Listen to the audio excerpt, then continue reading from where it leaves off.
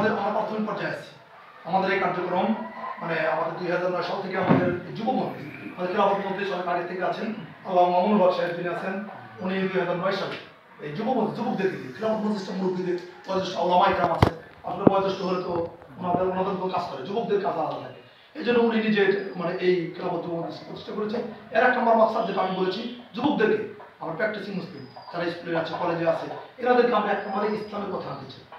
এরা পুরোটাকে ইসলামের মধ্যে আসে, যখন একটি একটা অংশ ইসলামের মধ্যে আসবে তারপরে হলো আমরা ধাপে ধাপে আমাদের সমাজে আমাদের যে বিষয়গুলো আছে এটা। এবং আমাদের এখন বর্তমানে কাছে আমরা এখানে সংগঠিত হচ্ছি, আমাদের মানে সদস্য সংগ্রহের কাজগুলো চলতেছে, আমরা সদস্য সংগ্রহ করতেছি।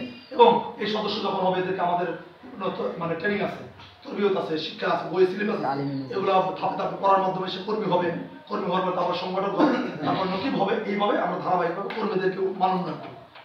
এরপরে এর মধ্যেও যদি আমরা অতীতেও দেখেছি না রসুলামকে নিয়ে ভারতে রামগিরি মহারাজ যে পুরোহিত ছিলেন উনি রসুলামকে পরিচিত করেছিলেন।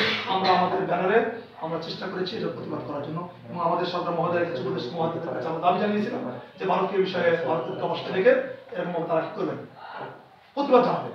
এই জন্য আমরা এখন আপাতত যেটা আমরা দল সংগ্রহ করে বসে থাকবো, এবং অনিসলামিক কোনো কিছু আমরা এখন আমাদের চোখের সামনে আসে, আমরা যেটা দেখি আমাদের ধর্মীয় মূল্যবোধকে আঘাত করে, আমাদের ধর্মীয় বিষয়গুলো আঘাত করে, আমরা এর জন্য প্রতিবাদ করবো। আপনাদের সংগঠনের গায়করা মজলিস যেটা কি বেলকুচি উপজেলার পূর্ণাঙ্গ কমিটি আছে? জি আছে। বেলকুচি উপজেলা খেলাফত মজলিসের এই কিনা সভাপতি আমাদের এই যে মাওলানা হাবুল হাসান, এবং আমাদের উপদেষ্টা এবং ওখানে সভাপতি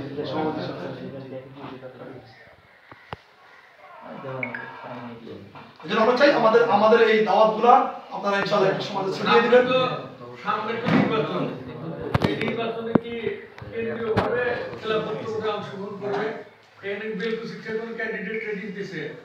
আমাদের কাছে এখন ওইভাবে নির্দেশনা আসেনি।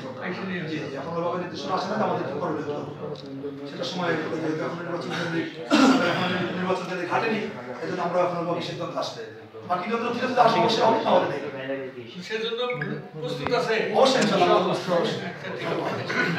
সবাই যুবক দেখছেন না, সবাই তো ইনশাআল্লাহ চাইলে এক একজন করতে পারেন।